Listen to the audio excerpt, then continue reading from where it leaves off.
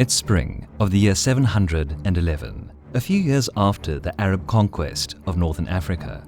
Umayyad governor of Afriqiya province sends a war party to cross the strait and plunder the southern lands of the internally weakened Visigothic kingdom.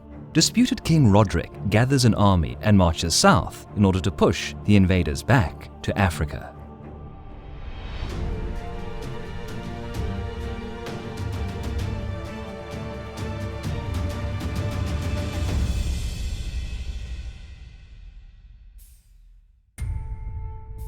In the beginning of the 800th century, the Iberian Peninsula was inhabited by Visigoths, who established their kingdom some centuries earlier at the expense of the collapsing Western Roman Empire. The Visigothic kingdom was then a well-settled local power with quite a healthy administration run by a small number of Visigothic elite class, which in fact consisted of dozens of influential houses competing for power and responsible for electing the monarch among them. In 705, the kingdom was ruled by the young king Witiza, who sat on the throne since his early youth, co-ruling with his father at first. It was a somewhat peaceful time, by the standards of the Middle Ages at least.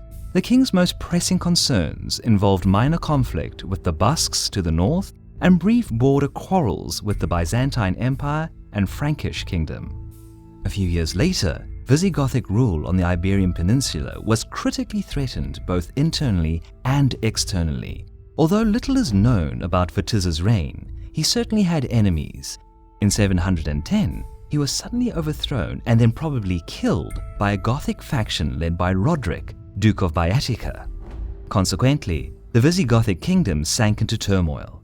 Roderick stepped up to the throne in Toledo, but was opposed by Aquila, another claimant who took the northeastern part of the country and crowned himself there. A serious risk of civil war was on the horizon, but yet another external threat had reached the Visigothic southern border. The Umayyad Caliphate extended its influence over the North African coast, inhabited mostly by Berber tribes, which were converted to Islam over the years. The governor of the freshly established Afriqiya province, Musa ben Nusayr, was probably well informed regarding internal problems of the Visigoths, as both Berber and Arab raiding parties occasionally ravaged the coastal settlements of Hispania. He appointed his subordinate, Berber general Tariq ibn Ziyad, governor of recently conquered Tangier, to cross the strait with an army in order to challenge the divided Visigothic kingdom. In early 711, Tariq landed with his army 700 men strong in southern Boeotia and, unopposed, plundered a handful of Visigothic cities. Soon, Musa, being pleased by the initial gains of Tariq, sent another 5,000 soldiers to support the Berber general. Roderick was then busy in northern Hispania, quelling the rebellious Basques, but upon hearing the news, he moved back south and assembled the force able to fend off the Muslims.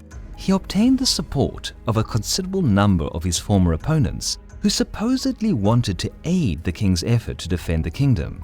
It was even probable that his main opponent, Aquila, also joined the allied forces. The gathering of the troops was done in midsummer, and Roderick marched south to deal with the Muslim invaders. When Tariq's scouts reported that a large Christian army was in southern Boeotia marching to meet him, he decided to take up a good position on higher ground, which also offered a decent view of the battlefield. Most of Tariq's army, though not as big as the Visigothic one, was decently equipped, moderately experienced, and loyal. A third of his troops were Berber mounted units, a mix of light and heavy cavalrymen. The rest of his battle line comprised of infantry troops of Berber and Moorish origin, with a few missile units among them. Probably the only Arabic complement on the battlefield was Tariq's guard, counting around 300 men. In contrast, the Visigothic army was twice as numerous as the Umayyad one, but the majority of Roderick's units were slaves and peasants, often wielding nothing more fancy than simple spears, axes, or clubs, and using no armor at all. They lacked training, discipline, and even their loyalty was dubious, as they were probably forced to join Roderick's side. but he also had more valuable units under his command, including a good number of well-armored Visigothic nobility with their servants, and some well-trained heavy cavalry detachments. Roderick launched some initial assaults to probe the Muslims, probably trying to lure them out of their favorable positions on the hill. But Tariq's units pushed back the Gothic cavalry and held the line firmly.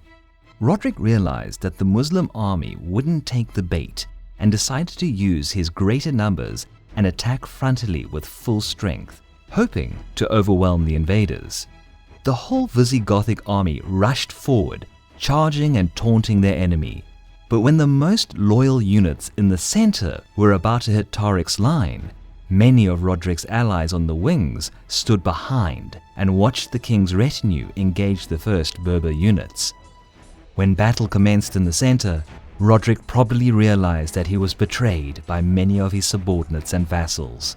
It's not clear why almost the entire flank ceased their attacks and retreated, the most probable reason being that Roderick's coup effectively led to the partition of the kingdom, and a good part of the discontented nobility plotted against his rule. While most of them joined the force to fend off the Muslims, they had no intention to take part in the battle. Tariq quickly realized what was going on. Possibly he could have even made a deal with some of the Visigothic nobles, but that's uncertain. Berber cavalry rushed out and flanked the secluded Visigothic center. Roderick's men fought bravely, but being outflanked and outnumbered, they couldn't hold for long. Muslim cavalry finished the encirclement and the slaughter began. King Roderick probably died in battle, together with many of the Visigothic nobles.